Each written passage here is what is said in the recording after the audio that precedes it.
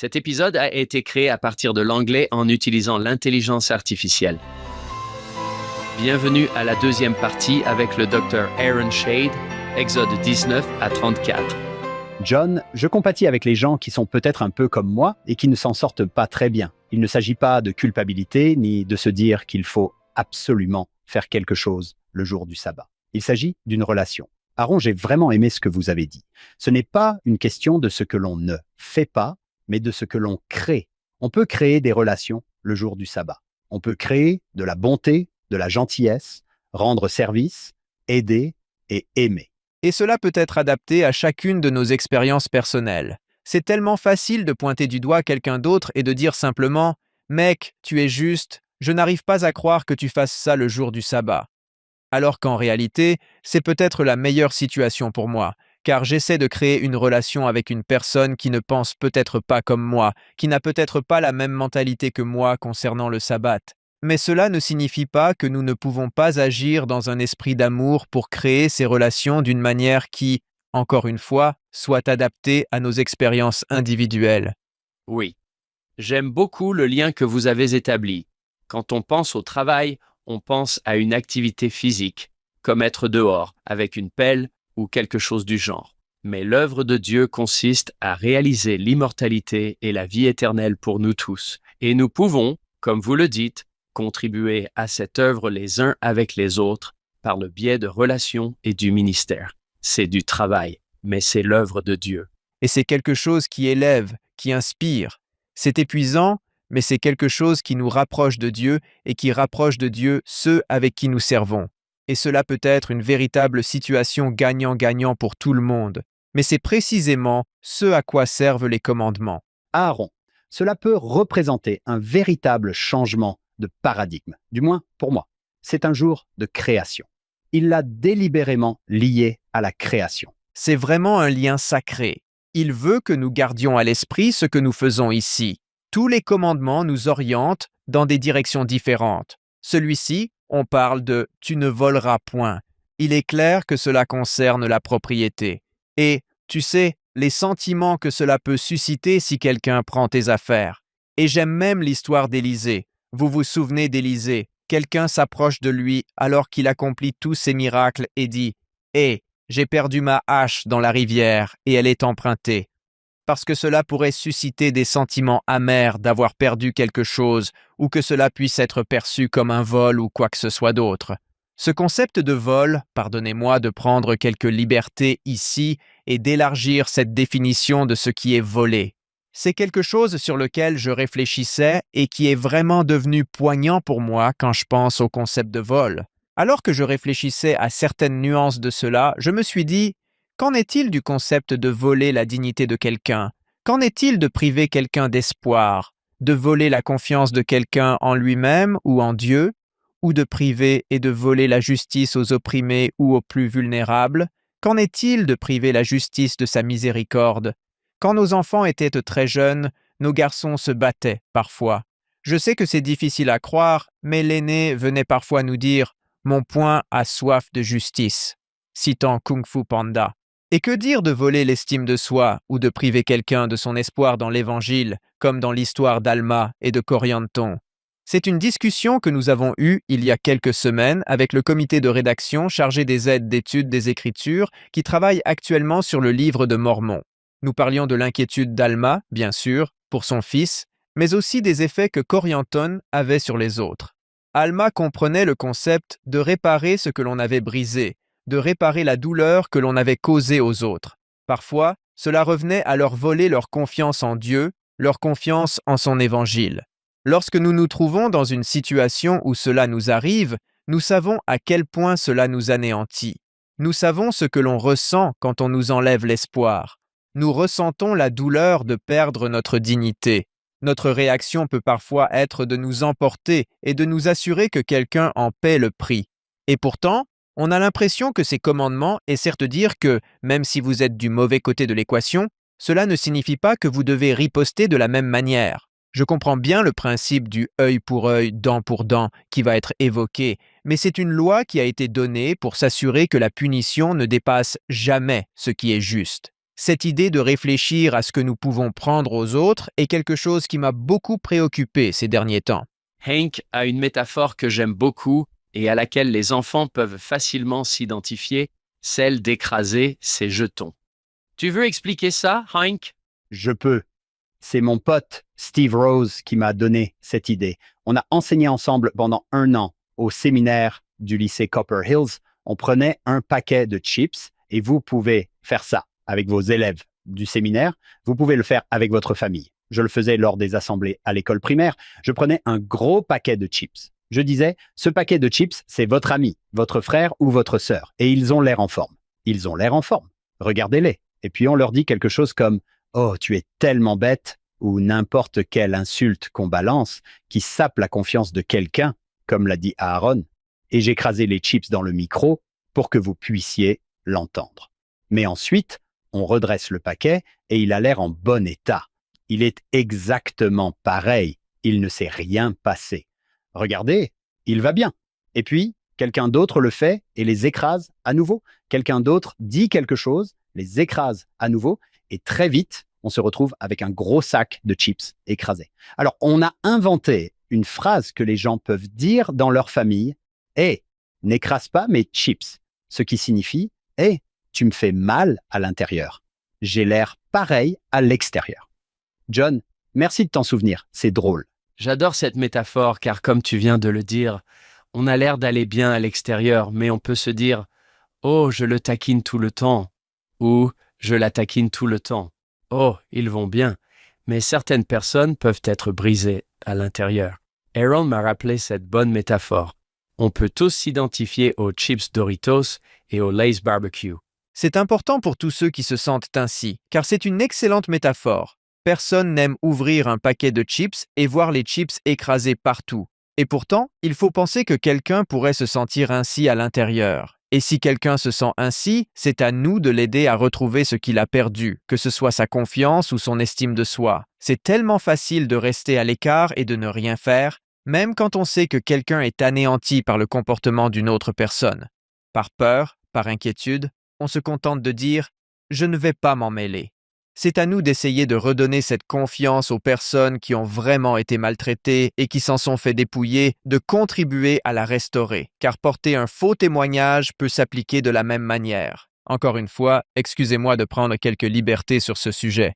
Porter un faux témoignage, falsifier des informations, sortir des choses de leur contexte, présenter des faits erronés ou manipuler la vérité. C'est comme si on ne faisait pas cela parce que cela finit par nuire aux gens. Cela supprime l'équation finale de la vérité. Nous pouvons examiner cela et je pense simplement que parfois, nous sommes terriblement mal informés des circonstances et que nous jugeons mal les gens. Lorsque nous faisons cela, cela peut causer beaucoup de souffrance, car nous jugeons quelqu'un de manière inappropriée et injuste sans comprendre ce qu'il traverse. Et parfois nous discriminons et nous nous traitons les uns les autres avec dureté, parce que nous pensons que nous sommes meilleurs ou plus importants d'une manière ou d'une autre. Il le mérite et tu ne sais pas ce qu'il traverse. Aaron, j'apprécie vraiment ça.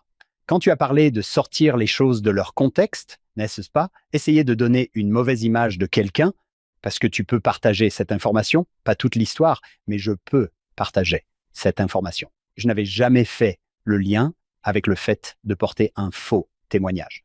Mais c'est vraiment le cas. Tu donnes délibérément une image différente de ce que tu sais être vrai, donc c'est du commérage. Tu pourrais facilement porter un faux témoignage. Oh, je vais laisser cette partie de côté. Ce n'est pas aussi croustillant. Oui, faire passer quelqu'un pour un coupable à cause d'un mot ou la façon dont ils ont essayé de piéger Jésus avec des questions pièges. Ils ne cherchaient non pas à connaître la vérité, c'était juste des questions pièges. On veut juste entraîner quelqu'un dans un débat et le faire dire quelque chose. Et à l'ère d'Internet, c'est assez facile de sortir les gens de leur contexte.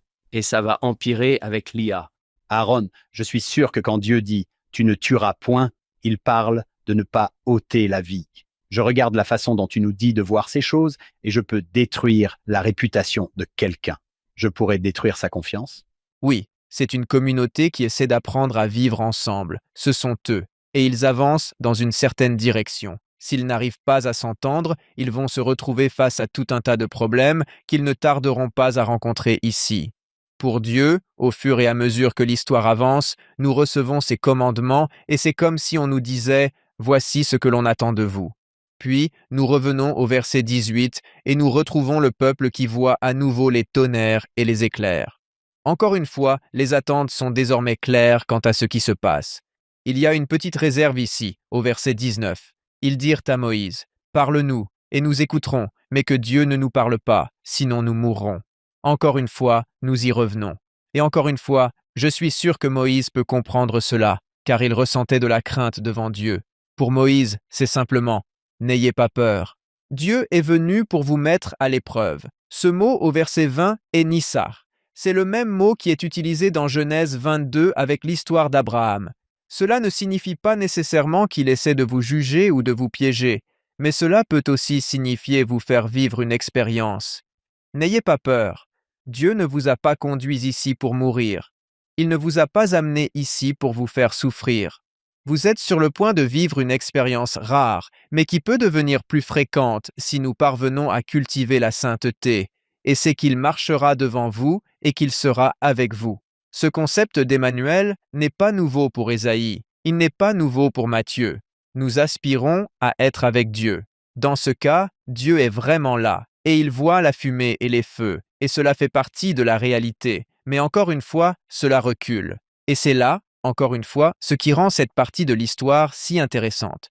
Nous pouvons contrôler dans une certaine mesure jusqu'où nous sommes prêts à aller. Nous pouvons mettre un frein et dire « Je ne suis pas tout à fait prêt pour ce type de relation avec Dieu », mais Dieu ne nous empêche pas en soi d'avoir cette relation. Il peut s'arrêter et dire « C'est un lieu saint. Vous ne pouvez pas aller plus loin tant que nous ne pouvons pas aller aussi loin que nous le souhaitons. » Et que nous pouvons nous renseigner et essayer de développer une relation avec Dieu fondée sur la sainteté qui nous amène à une relation plus personnelle avec lui. Et encore une fois, garder ses commandements, comprendre le but de leur voyage pour communier avec lui et le fait qu'il les a lui-même amenés là, c'est quelque chose qui est destiné à leur insuffler de la confiance, mais nous savons tous à quel point il peut être difficile d'avoir confiance en Dieu quand quelque chose nous effraie.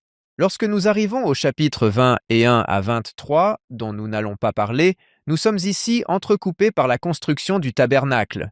Nous faisons donc en quelque sorte des sauts dans le temps dans la lecture d'aujourd'hui, en passant d'un chapitre à l'autre. Il y a certaines choses qui ont vraiment retenu mon attention, notamment dans Exode 22-21, où il est dit « Tu ne maltraiteras point l'étranger, et tu ne l'opprimeras point, car vous avez été étrangers dans le pays d'Égypte. » Moïse est un homme qui comprend ce que c'est que d'être sans abri. Il fuit l'Égypte et se rend en territoire madianite. Le mot « gar » signifie étranger ou étranger, et il a été conduit dans un endroit où les Madianites auraient pu le traiter très mal, mais il y a trouvé de l'amour, de la compassion, une famille qui l'a accueilli. Vous vous souvenez qu'au début de l'Exode, il est dit qu'une multitude hétéroclite est partie avec eux. Il n'y avait pas que des Israélites, il y avait d'autres personnes, des Égyptiens, qui l'accompagnaient. Au fur et à mesure qu'ils avancent, ils pénètrent dans des territoires étrangers. Par exemple, dans l'histoire de Rahab, nous les voyons accueillir une personne qui n'est pas des leurs. Pour Moïse, je pense que cela signifiait énormément pour lui d'être accueilli dans un endroit qui n'était pas son foyer. Vous vous souvenez que l'un des fils de Moïse et de Zipporah s'appelait Gershom? Oui, Cela signifie un étranger là-bas. Il semble que Moïse ait été très touché d'être accueilli dans une communauté qui n'était pas la sienne.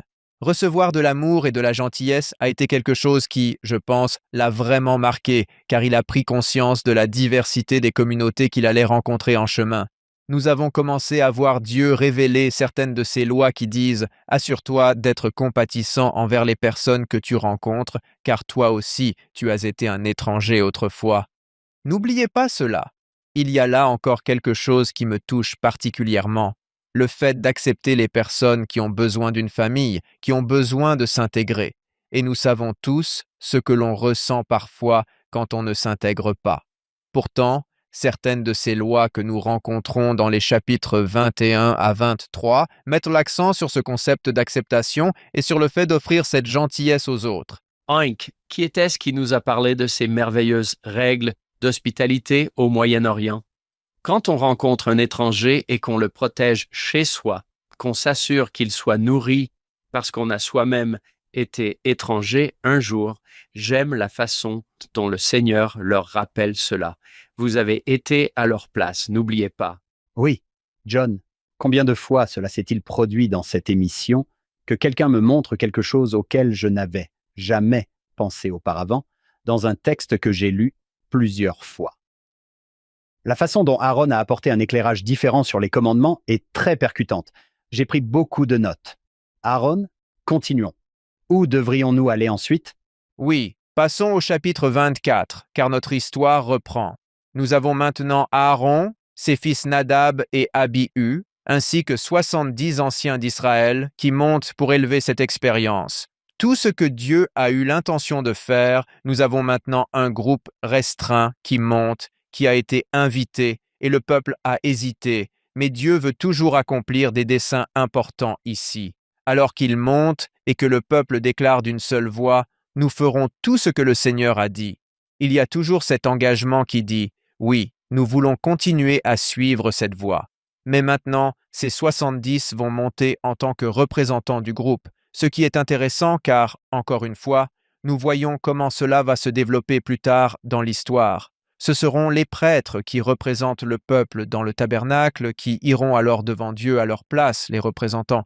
C'est comme si nous assistions ici à la formation d'une classe sacerdotale, un groupe de personnes qui finira par représenter l'ensemble du peuple en raison de cet épisode du veau d'or qui va se produire, où le peuple n'est pas tout à fait prêt à le faire lui-même. Mettons donc en place le système sacerdotal qui leur permettra désormais de se présenter devant Dieu en leur nom.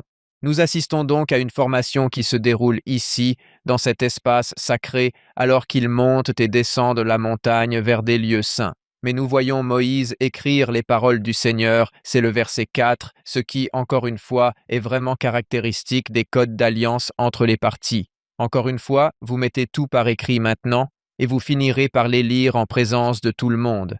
Moïse a écrit toutes ces paroles, et vous les voyez ériger ces piliers, ces 12 piliers représentant les tribus d'Israël. Nous commençons à voir maintenant des représentations à plus grande échelle des tribus d'Israël. Elles commencent à offrir des holocaustes, des sacrifices et des offrandes de paix. C'est vraiment important car, dans le système sacrificiel, ces shalamim, ces offrandes de paix, sont destinées à faire partie d'un repas sacrificiel, du moins certaines d'entre elles. En fin de compte, une partie de l'offrande est mise de côté afin que les parties à l'alliance puissent partager un repas. Cela conduit à une expérience où, au verset 7, il est dit qu'ils ont pris le livre de l'Alliance, qu'ils l'ont lu à haute voix devant l'assemblée et que tout le monde est conscient de ce qu'on attend d'eux. Il n'y a pas de subterfuge ici. Tout ce que le Seigneur a dit, nous le ferons et nous obéirons. Il y a un engagement continu. Nous pouvons donc nous sentir bien lorsque nous hésitons, nous pouvons toujours revenir à nos engagements et nous pouvons nous réengager encore et encore. C'est bien sûr à ce moment-là que Moïse a pris le sang. Il est dit qu'il l'a aspergé sur le peuple. Certains se demandent s'il l'aspergeait en réalité sur les statues qui venaient d'être érigées pour représenter les tribus d'Israël. Quoi qu'il en soit, il existe un précédent à cela dans le monde antique, car plus tard, vous vous souvenez que les Lévites seront oints de sang dans le cadre de leurs fonctions sacerdotales et de leurs onctions. Quelle que soit la façon dont on choisit de voir cela, cela se passe dans un environnement sacré où des sacrifices sont offerts, où le sang de l'alliance est versé. Dans l'Antiquité, on ne conclut pas nécessairement une alliance, on la scelle. Le mot karat berit signifie « je scelle une alliance ». Il y a quelque chose de très significatif à ce sujet, car les parties concernées sacrifiaient un animal et le sang qui était versé allait soit garantir leur vie en toute sécurité et protection, soit représenter que si l'on rompait cette alliance, le concept du péché était la mort. Et il y a maintenant quelque chose qui va être introduit dans le système sacrificiel qui dit « j'ai un substitut ». Et bien sûr, vous en parlerez davantage lorsque vous aborderez le rituel où, à l'origine, ils venaient et posaient leurs mains sur le sacrifice. Il devenait un substitut pour vous. Et donc, grâce à la mort du sacrifice, vous avez la vie. Le sacrifice est mort, et il est mort pour vous. C'est à cause de vos péchés qu'il est mort. Le concept ici, alors qu'ils se préparent à monter et qu'ils vont littéralement dîner avec Dieu, il est très émouvant de voir qu'ils offrent ce sacrifice dans le cadre de l'alliance et reconnaissent qu'ils ont besoin d'une expiation. Ils ont besoin de quelque chose en leur nom qu'ils ne peuvent pas accomplir eux-mêmes. Alors qu'ils montent au verset 9, il est dit qu'ils montèrent Aaron, Nadab, Abihu et les 70 anciens d'Israël, et ils virent le Dieu d'Israël. Tout ce qui avait été promis à Moïse au chapitre 3 de l'Exode, ceci sera pour vous un signe. Maintenant, il voit Dieu. Sous ses pieds, pour ainsi dire, un pavement de saphir, et comme le corps du ciel.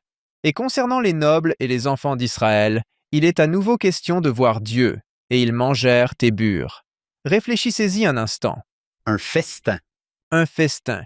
Vous vous souvenez de ce qui se passe au chapitre 27 de Doctrine et Alliance, où Dieu décrit qu'il viendra et qu'il prendra un repas sacrificiel avec vous, avec tous les prophètes et avec Moroni, puis il continue en énumérant toutes ces personnes.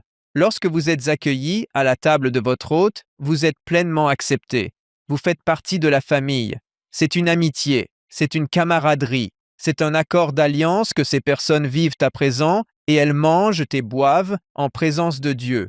Ce qui se passe ici est presque insondable, car, encore une fois, la section 27 est très émouvante à ce sujet. Dieu veut dîner avec nous. Il veut que nous soyons à sa table. On entend souvent cela. Nous voulons que tout le monde soit à table. Nous ne voulons pas de sièges vides à table. C'est vraiment l'image de cela, car il voit désormais Dieu. Et je comprends que différentes confessions religieuses interpréteront cela différemment, car il devient problématique d'avoir un Dieu anthropomorphique. Je comprends donc cela. C'est ce que communique ici. Ils sont réellement en présence de Dieu. Cela entrera en jeu plus tard. Vous vous souvenez que Moïse va demander un signe. Il dit « S'il te plaît, laisse-moi voir ton visage. » Et Dieu répond « Tu ne peux pas voir mon visage maintenant, mais tu me verras m'éloigner. Tu me verras. » Encore une fois, cela réaffirme le concept que Dieu est vraiment avec nous, que Dieu est là. C'est parfois si difficile de se rappeler que Dieu est vraiment là, mais il l'est. J'adore certains des nouveaux cantiques qui sont introduits sur le thème de la marche avec Dieu. Et il y a quelque chose de très personnel là-dedans. Je pense que nous aspirons à ce genre de relations intimes qui nous permettent de dire avec toute la solennité requise « Notre Père, qui es aux cieux ». Comme si je pouvais vraiment comprendre que je parle à un Père qui m'aime, qui se soucie de moi, qui est conscient de moi. Les chapitres suivants traitent de la construction du tabernacle. Lorsque nous reprenons notre récit au chapitre 31, il est maintenant décrit que ils vont construire ce lieu saint et ils vont décrire les différents objets qui s'y trouvent, ainsi que certains des vêtements sacerdotaux qui vont être confectionnés et comment les artisans vont être inspirés dans ce processus. Et c'est là que nous reprenons au chapitre 31 qui parle des vêtements de service. C'est au verset 10 où il est question des vêtements sacrés pour Aaron et les prêtres, ainsi que de l'huile d'onction. Si vous examinez le rétablissement et observez comment le culte au temple s'est développé, en particulier pendant les périodes de Kirtland et de Nauvoo, en 1836, 1842 et au-delà, vous verrez que les premiers saints commencent à utiliser un langage qui dit « Nous faisons ce qui était fait, ce qu'ils faisaient ». Nous utilisons le même type d'huile que les Lévites utilisaient lorsqu'ils soignaient les uns les autres. Et le livre de Moïse est vraiment un élément remarquable du développement du culte au temple dans le rétablissement. L'expérience de Moïse, ils s'en sont largement inspirés. Bien sûr, Moïse apparaît lui-même à Kirtland dans la section 110 et rétablit les clés. Ce qui se passe ici n'est pas seulement une histoire du passé, c'est aussi une histoire de notre passé récent et de notre présent. Et cela a tout à voir avec la manière dont le culte au temple s'est développé à l'époque moderne. Aaron. Pourquoi le Seigneur est-il si précis sur la manière dont certaines choses doivent être faites?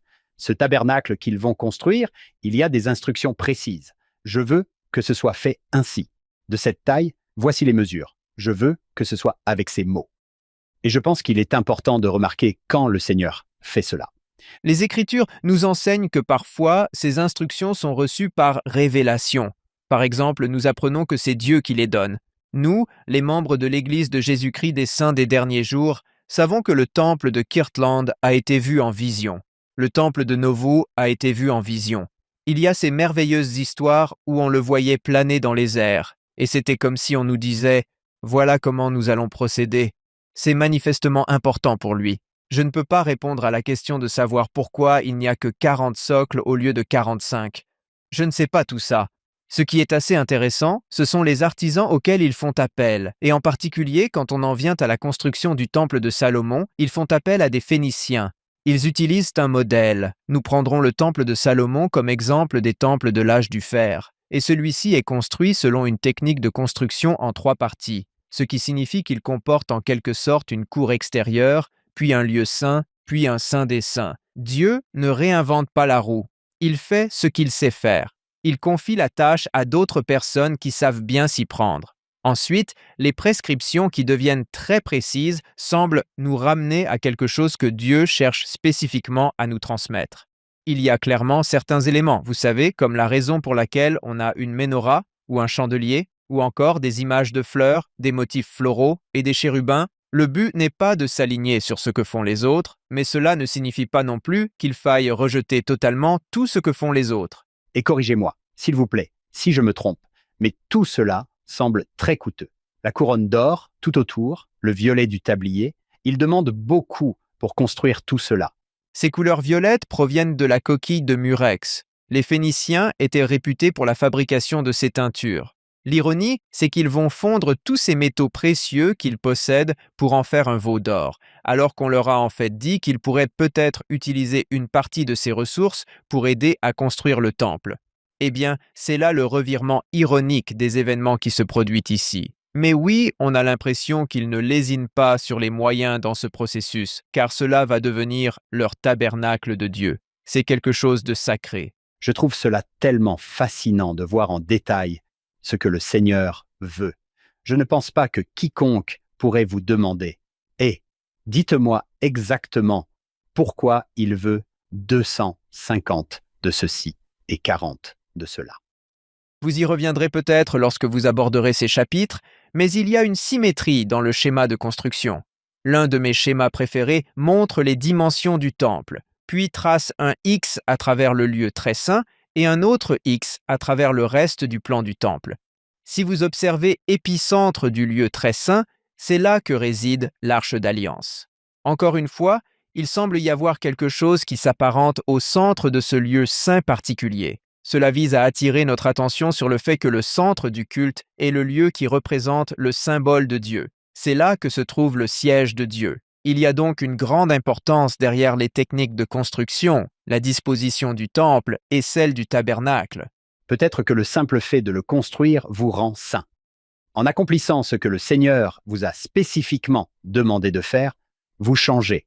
Nous disposons de nombreux documents et de l'histoire de l'Église qui témoignent de l'époque où l'on construisait des temples, de l'effet que cela a eu sur la foi des gens et du processus qui les a amenés à vouloir tout consacrer à cette entreprise, qu'il s'agisse de dons d'argent, de biens, de temps, de travail ou d'efforts pour le projet. Tout cela semblait vraiment renforcer la foi. Cela nous rappelle simplement que le ciel et la terre ne sont pas nécessairement si éloignés l'un de l'autre et que le temple et les tabernacles peuvent combler ce fossé.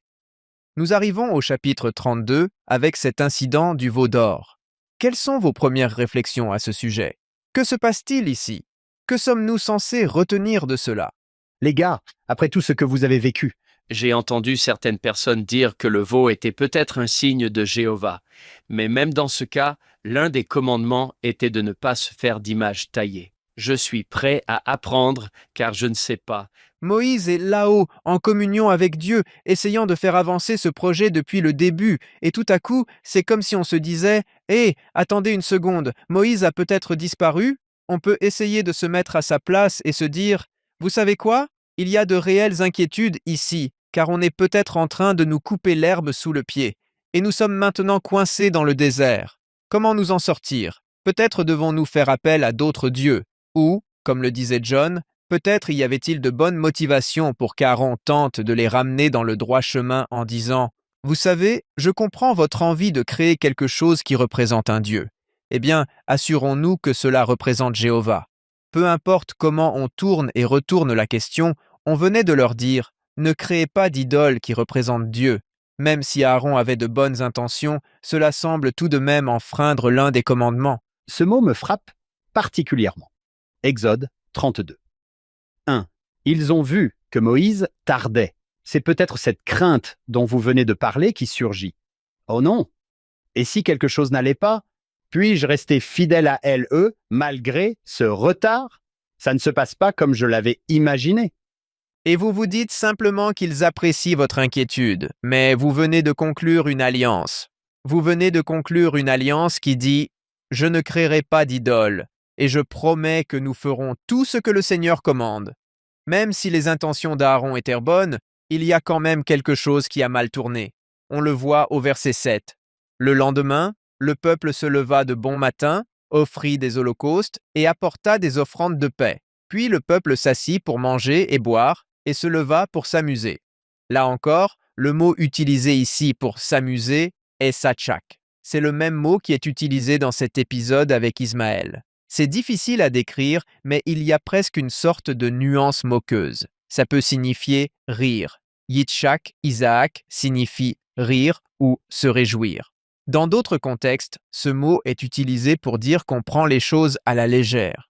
Et le Seigneur dit à Moïse, « Descends vers ton peuple que tu as fait sortir du pays d'Égypte. » Et nous venons d'en parler de manière exhaustive pendant je ne sais combien de temps pendant que nous tournions cette scène. Quel en était le but, ce que cela signifiait, ce qu'ils avaient vu et ce qu'ils faisaient, mais ils se sont corrompus. Or, pour moi, c'est une partie importante de l'histoire, car le mot utilisé ici, shachat, est celui qu'on emploie en hébreu. C'est le même mot que celui utilisé dans l'histoire de Noé, l'histoire du déluge. Dans l'histoire du déluge, il est utilisé d'une certaine manière, avec un temps et un mode particulier, mais il signifie « ils se sont complètement corrompus ». C'est dans l'histoire du déluge. Ici, il est utilisé avec une nuance différente où il est dit qu'ils font des choses qui sont corrompues. La différence est que Dieu dit « Moïse, descends, car ce n'est pas une cause perdue ». Ils se comportent de manière corrompue, mais ils ne sont pas corrompus. Est-ce que cela a du sens, cette différence? Dieu dit « Ce n'est pas sans espoir, nous ne pouvons pas les abandonner. » Et c'est quelque chose qui me remplit d'espoir. Dieu est capable de voir mon cœur. Il comprend que lorsque je fais quelque chose de mal, il ne m'abandonne pas et ne dit pas « c'est fini ». Je peux continuer d'avancer et j'ai la possibilité de me repentir. J'ai la possibilité de réparer mes torts grâce à mes alliances et à l'expiation de Jésus-Christ. Et Dieu lui dit qu'ils se sont corrompus, alors baissons la tête. Ils se sont rapidement détournés du chemin que je leur avais prescrit. Rapidement. Quel drôle de mot. C'est comme s'il disait « Waouh, ça a été rapide ».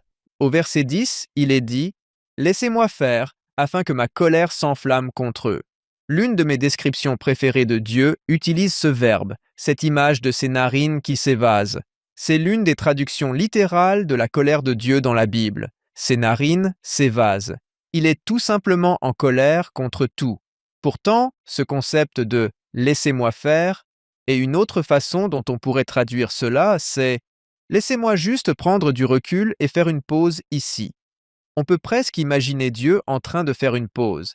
Et là, je prends quelques libertés avec les narines qui frémissent, mais avez-vous déjà été avec quelqu'un dont vous savez qu'il a traversé une situation vraiment difficile et dont la réaction est quelque chose comme ça? Juste, d'accord. Oui, ça. Voici comment nous allons procéder. Au lieu de ce Dieu fou furieux, il semble simplement dire « Bon, faisons une pause ici, donnez-moi une minute ». Il se ressaisit et dit « Bon, voilà ce qu'on va faire. Aaron a laissé la situation dégénérer, et Moïse, tu dois descendre et régler ça. À ce stade, c'est peut-être le moment de prendre une autre direction, non pas parce qu'on abandonne, mais parce qu'il faut remédier à ce qui se passe ici. Il faut prendre une autre voie, et ce n'est pas parce que Dieu n'a pas essayé, ce n'est pas parce que Dieu s'en fiche. Il est clair que le peuple a besoin d'une certaine préparation. Il a besoin d'un temps de préparation pour accomplir tout ce que Dieu a prévu pour lui ici. Et encore une fois, on n'a pas l'impression que Dieu soit désemparé ou prêt à jeter l'éponge, mais qu'il est prêt à poursuivre cela d'une manière différente. C'est là, je suppose, que nous commençons à examiner maintenant, si nous passions au chapitre 34, qu'il y a quelque chose de vraiment révélateur dans la traduction de Joseph Smith de l'Exode 34.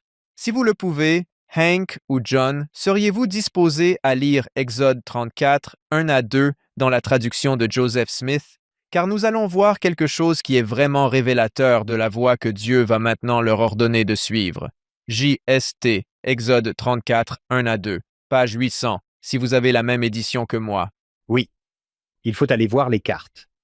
Je me souviens avoir découvert ça pour la première fois quand j'étais adolescent et m'être dit « Attends, il y a tout un autre passage ici. » Quand est-ce que ça s'est retrouvé là? Page 800, Exode 34, 1-2. Et le Seigneur dit à Moïse, « Taille-toi 2 autres tables de pierre, semblables aux premières, et j'y écrirai aussi les paroles de la loi, comme elles étaient écrites au commencement sur les tables que tu as brisées. Mais ce ne sera pas comme la première fois, car j'ôterai la prêtrise du milieu d'eux. C'est pourquoi mon ordre sacré et ses ordonnances ne passeront pas devant eux. Car ma présence ne montera pas au milieu d'eux de peur que je ne les détruise, mais je leur donnerai la loi comme au commencement.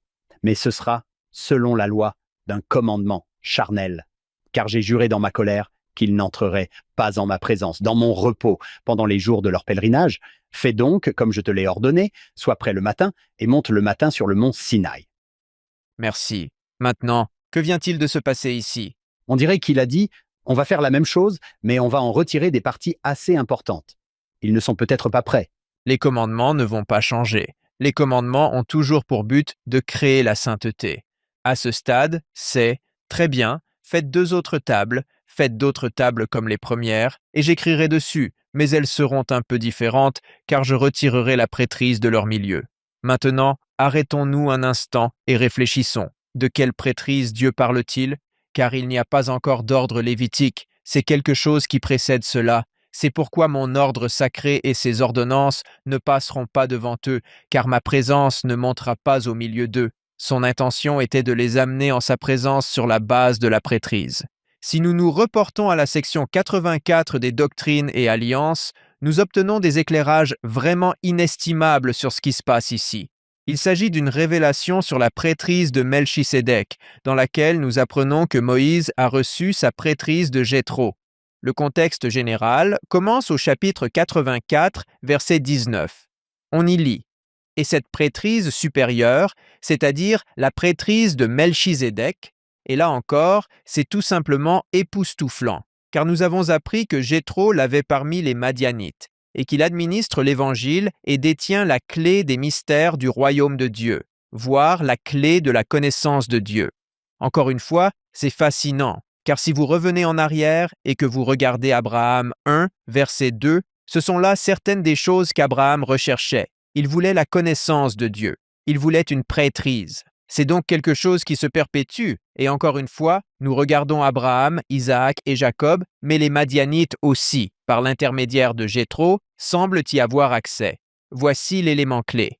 Par conséquent, dans ces ordonnances, la puissance de la piété se manifeste.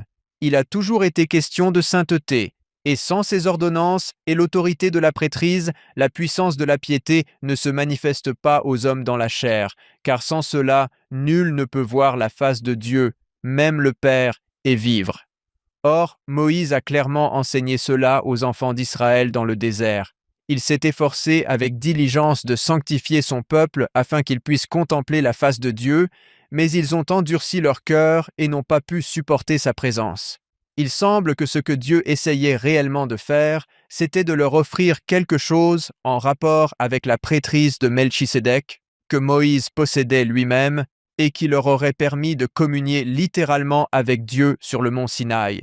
Et nous avons l'impression que cela allait se produire à travers une série de rituels et d'ordonnances qui légitimaient cette expérience et qui créaient la puissance de la piété permettant de supporter la présence de Dieu et de vivre, car cela a toujours été le souci ici. Parler avec Dieu de peur que nous ne mourions. Il y a quelque chose à propos de tout cela maintenant, de toutes ces préparations. Ce n'est pas une histoire de perte, c'est une histoire de gain. Et il est très facile de la regarder et de simplement dire « Oh oui, regardez toutes ces occasions manquées ». Le président Uchtdorf disait « Venez là où vous êtes, mais venez. Dieu est disposé à travailler avec nous où que nous soyons. Il est disposé à nous aider par tous les moyens possibles. » À ce stade, les ordonnances de la prêtrise de Melchisédek n'allaient pas faire partie de l'équation. Dieu allait leur donner quelque chose d'aussi sacré, d'aussi saint, qui allait représenter le processus permettant d'obtenir la présence de Dieu. Cela allait prendre la forme d'un tabernacle qui serait construit et d'un code de sainteté qui allait nous préparer à travers une série de commandements à, encore une fois, représenter visuellement et suivre le processus qui nous permettrait un jour de nous tenir en présence de Dieu grâce à l'expiation qui serait accomplie et aux offrandes sacrificielles qui représenteraient le sacrifice final du Fils de Dieu, qui rendrait possible une fois pour toutes l'obtention de la présence de Dieu dans un état de sainteté, état que nous ne pouvions atteindre par nos propres moyens. Permettez-moi de faire le lien avec quelque chose qui nous a été enseigné l'année dernière. Section 84, nous avions le docteur Alverson avec nous, Jared. Il a parlé de ce passage qu'Aaron vient de citer, la section 84, versets 23 à 26, expliquant pourquoi cela a changé à cause de ce qui s'est passé avec le veau. Il cite, il nous renvoie à Galates 3, 19. Aaron, je vais te donner l'occasion de commenter cela, car j'ai trouvé que c'était une belle idée et j'adore faire le lien entre tout cela. Paul dit dans l'épître aux Galates que Dieu a ajouté la loi à ce moment-là. Ce n'est pas une soustraction. Je vais citer directement Jared. Cela semble être une soustraction quand on passe de Melchizedek à Aaron. Et pourtant, dans l'épître aux Galates, Paul dit que Dieu a ajouté la loi. C'est le calcul de Paul. C'est une addition, pas une soustraction. Jared dit, j'ai toujours eu du mal avec ça. Comment ça peut-il fonctionner? Comment l'aaronique s'ajoute-t-il au Melchizedek? C'est un pas en arrière. Mais ensuite, j'ai réalisé, attends, c'est peut-être un pas en arrière parce que les Israélites n'étaient pas prêts pour le pas en avant que Dieu avait prévu pour eux. Puis il dit ceci. J'utilisais cette démonstration pratique quand j'enseignais au séminaire. Je demandais à un étudiant de venir devant. Je leur disais, je veux que tu montes sur le bureau. Et il le faisait facilement. Tu sais, un grand bond pour atterrir tout en haut. Je leur disais, non, non, non, tu t'es poussé avec le sol. Je veux voir si tu peux le faire sur une jambe, en position de squat profond, avec tout le poids de ton corps, sans te pousser du tout avec le sol. Les autres étudiants l'observaient comme des faucons, en se disant, non, non, non, non, je t'ai vu. J'ai vu ton mollet se contracter. Ça ne compte pas. Il a dit, en toutes ces années où j'ai fait ça, un seul gamin, un gymnaste, a réussi à le faire avec la force d'un seul quadriceps. Mais tous les autres ont échoué. Puis, il a fait ça. Il a dit, laissez-moi ajouter le banc de piano à côté du bureau en ajoutant un tabouret ou, comme Paul l'appelle dans ce même chapitre, en ajoutant un maître d'école pour nous amener à Christ. J'ajouterai la loi pour vous aider à parvenir à l'évangile. J'ajouterai les ordonnances aaroniques pour vous aider à vous préparer à recevoir les ordonnances de Melchisédek. Nous allons y aller par petits pas, alors laissez-moi les ajouter. Dans ma frustration, je ne peux pas vous tenir à cette norme la plus élevée et à l'ordre le plus saint de Dieu, mais dans ma bonté, ma compassion et ma miséricorde, je peux vous donner une prêtrise aaronique qui vous aidera à vous préparer à recevoir ce que je recherchais vraiment depuis le début, à savoir les ordonnances de Melchisédek et la puissance de Dieu. Aaron, tu viens de dire presque exactement la même chose, à savoir qu'il ne faut pas voir cela comme une privation, mais comme un Dieu aimant qui dit « Tu n'étais pas prêt pour cette grande étape. Pourquoi ne pas ajouter une étape plus petite pour t'aider à y parvenir ?» Cela te semble-t-il juste? Oui, Jared vient de l'exprimer beaucoup plus éloquemment que moi. C'est un sentiment qui nous fait savoir que, où que nous soyons, Dieu est disposé à nous aider.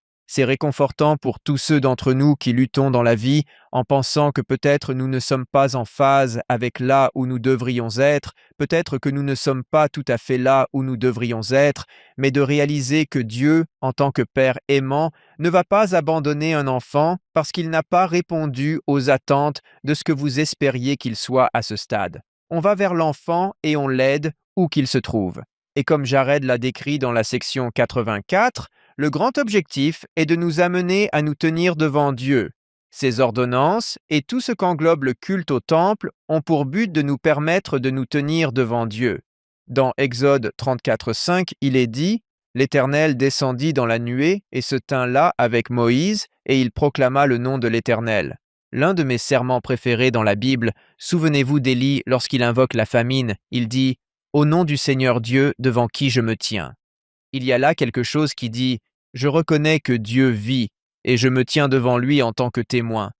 À ce moment-là, Élie fait descendre la famine du ciel, comprendre que Dieu est réel, qu'il nous connaît, qu'il se soucie de nous. J'adore cette déclaration du président Ezra Taft Benson, selon laquelle un jour nous nous souviendrons de Dieu, et il dit « Rien ne nous surprendra davantage lorsque nous passerons de l'autre côté du voile que de réaliser à quel point nous connaissons bien notre Père et à quel point sa foi nous est familière. » C'est de cela qu'il s'agit, pouvoir revenir et se tenir devant Dieu. Tout ce qui se passait ici visait à accomplir cela, et le fait que les gens n'étaient pas plus près que vous et moi ne le sommes aujourd'hui témoigne de l'amour immense que Dieu nous porte, au point qu'il a mis en place un système d'adoration, préparé une série d'alliances et de commandements qui nous préparent à ce grand jour où nous nous tiendrons devant nos parents célestes, que nous reconnaîtrons et dont nous comprendrons immédiatement la relation que nous entretenons avec eux. Nous faisons de notre mieux aujourd'hui pour parvenir à cette compréhension. Au fil du temps, cela nous ramène à ce que le président Nelson a enseigné dans son discours intitulé « Le Seigneur Jésus-Christ reviendra ». Il dit « Une fréquentation régulière du temple nous aidera. Dans la maison du Seigneur, nous nous concentrons sur Jésus-Christ. Nous apprenons à le connaître. Nous contractons des alliances pour le suivre. Nous apprenons à le connaître. En respectant nos alliances du temple, nous avons davantage accès au pouvoir fortifiant du Seigneur.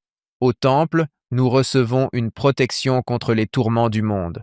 Nous faisons l'expérience de l'amour pur de Jésus-Christ et de notre Père céleste en abondance.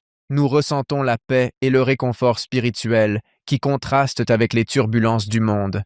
Que vous viviez à l'époque de l'ancien Israël ou à notre époque, il y a quelque chose dans ce que le tabernacle était censé leur transmettre qui a un message similaire pour nous aujourd'hui dans le culte au temple.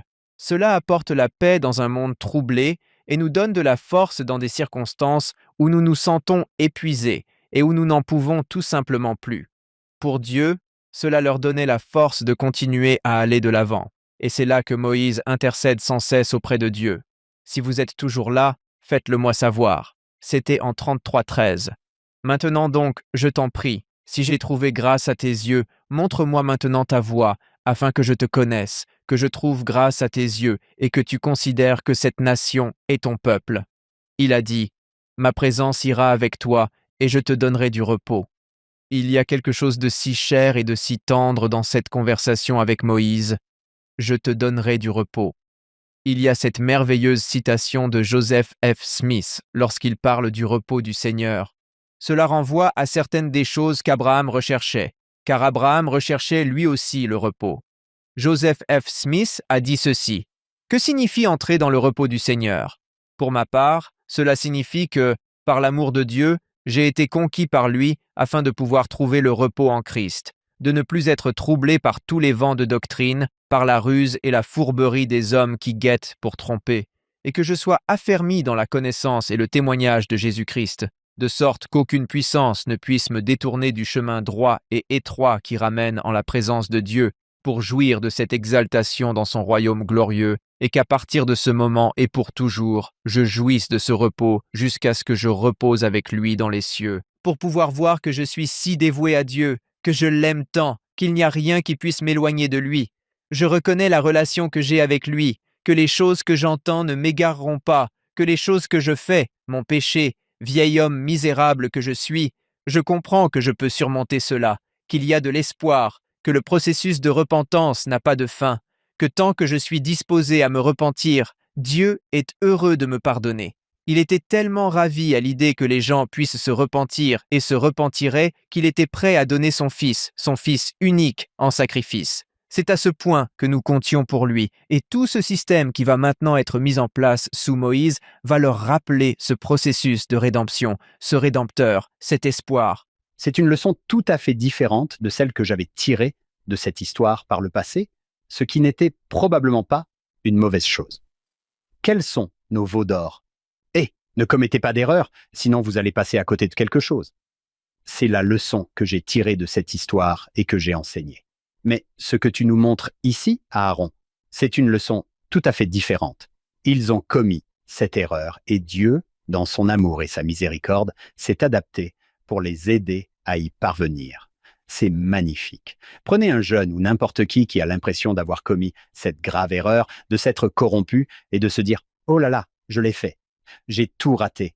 J'ai raté tout ce que j'aurais pu avoir. Au lieu de ça, je me suis corrompu. J'ai commis cette erreur. Oh, comme c'est merveilleux d'avoir un Dieu qui m'aime, qui s'adaptera et me montrera un chemin, me donnera un moyen. » C'est tout simplement quelque chose d'inspirant, qui soulage ce que dit sœur Helen Dalton, reprenant ce que vous venez de dire. Hank, dans un discours intitulé « Il vous connaît par votre nom ». Elle dit « Vous n'avez peut-être pas entendu le Seigneur vous appeler par votre nom, mais il connaît chacun d'entre vous, et il connaît votre nom. » Neil A. Maxwell a dit « Je vous témoigne que Dieu vous connaît individuellement depuis longtemps. Il vous aime depuis longtemps, depuis très très longtemps. Non seulement il connaît le nom de toutes les étoiles, mais il connaît vos noms, ainsi que toutes vos peines et vos joies. » Et j'aime beaucoup la façon dont tu l'as formulé, Hank. Quand nous commettons des erreurs, ce n'est pas la fin du voyage, c'est le début d'un nouveau. Nous savons tous à quel point les erreurs sont douloureuses, certaines plus que d'autres. S'il y a une chose que ces chapitres nous aident à mieux comprendre, c'est qu'il y a toujours un chemin à suivre. Il y a un moyen de continuer à aller de l'avant. Ce moyen, c'est le Christ. Et grâce à l'expiation de Jésus-Christ, et encore une fois au système d'adoration qui est mis en place ici, ce moyen est toujours une option pour quiconque veut s'en prévaloir. Pour le peuple de l'époque, alors que Moïse continue de les aider à comprendre, ils ne cessent de monter et de descendre pour communier avec Dieu. Ils définissent la marche à suivre. Et ce n'est pas comme si Dieu était pris au dépourvu par tout cela, mais ils doivent tout de même communiquer la suite des événements, et ils doivent encore aller de l'avant d'une manière plausible. Pour Moïse, la dernière fois, au chapitre 34, qu'il redescend, vous vous souvenez qu'il redescend et qu'il est dit que son visage rayonnait. Avez-vous déjà vu cette statue de Moïse à Rome avec des cornes? Les gens essaient depuis des années de comprendre ce que cela signifie. Lorsque Jérôme a traduit la Vulgate latine, il a choisi le verbe karan, qui signifie corne, et Michel-Ange semble s'en être inspiré. La corne est également un symbole de pouvoir, et karan est un mot qui signifie illuminer, avoir de la lumière ou briller. Alors que Moïse descend, le peuple peut encore voir qu'une fois de plus, Dieu ne les a pas abandonnés. Il voile son visage à cause de cette lumière éclatante qui émane de lui. Là encore, on se dit que cela fait partie de la transfiguration ou qu'il s'est passé quelque chose de sacré, qu'il est en communion avec Dieu. Mais le peuple le voit quand même.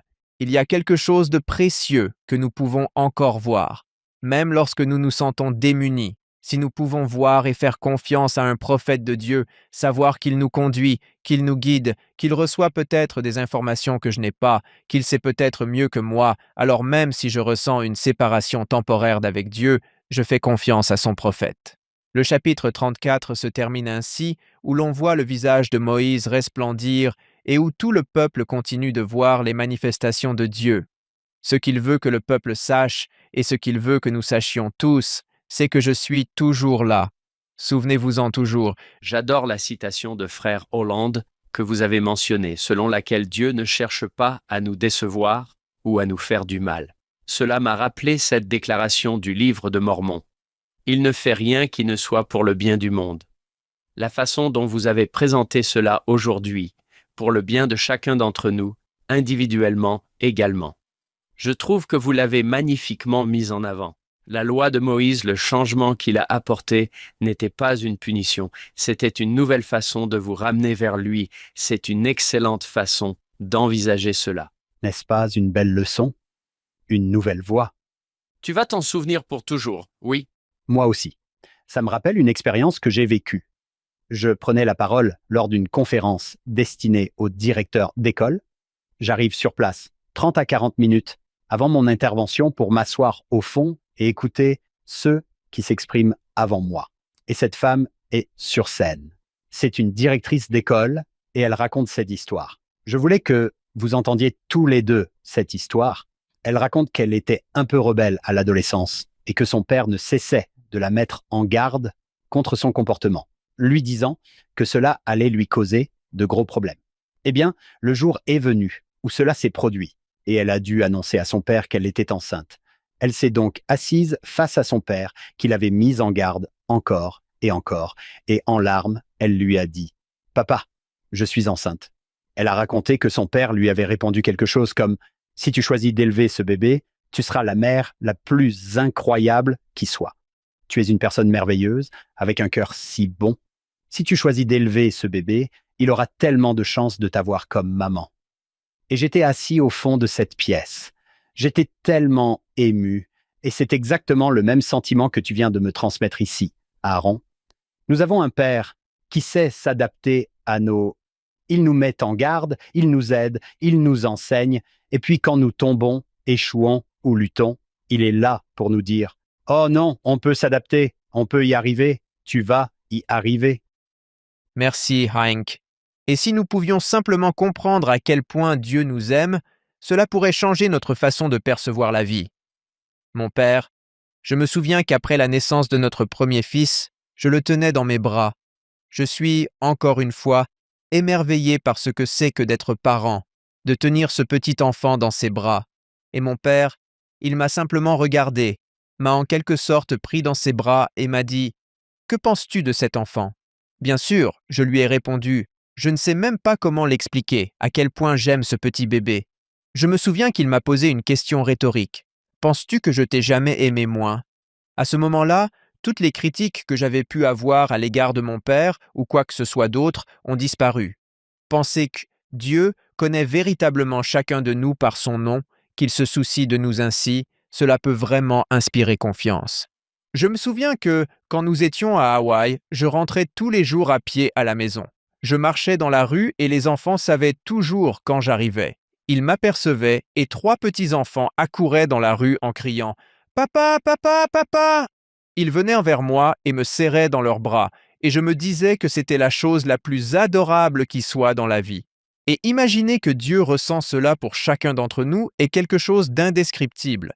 Il n'abandonne tout simplement jamais.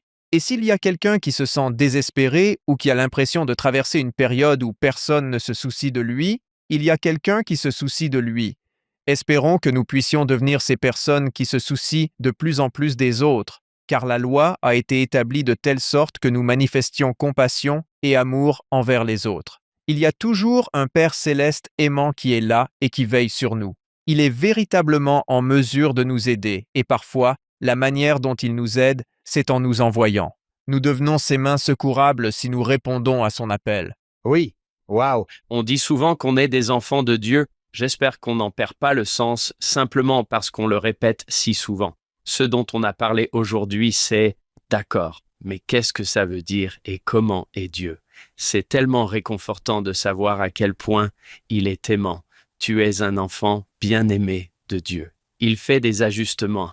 J'aime bien ce mot que vous avez tous les deux utilisé. Quand on fait des erreurs, il fait des ajustements.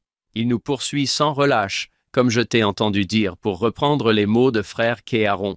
Aaron, j'ai toujours retenu le chapitre 33, verset 11. L'Éternel parlait à Moïse, face à face, comme un homme parle à son ami. J'ai toujours pensé que c'était parce que l'ami a un visage et que Dieu a un visage. Ils ont tous deux un visage, ce qui nous indique que Dieu a un corps. Je pense toujours qu'on peut tirer cette leçon de cela, mais je crois que j'ai manqué le mot. Ce n'était pas comme un homme parle à un autre homme. C'est ils ont parlé parce qu'ils sont amis. Je pense, Aaron, que quand je viens chez toi, ou que tu frappes à ma porte, ou que je frappe à la tienne, et qu'on discute simplement, je n'ai pas peur de toi.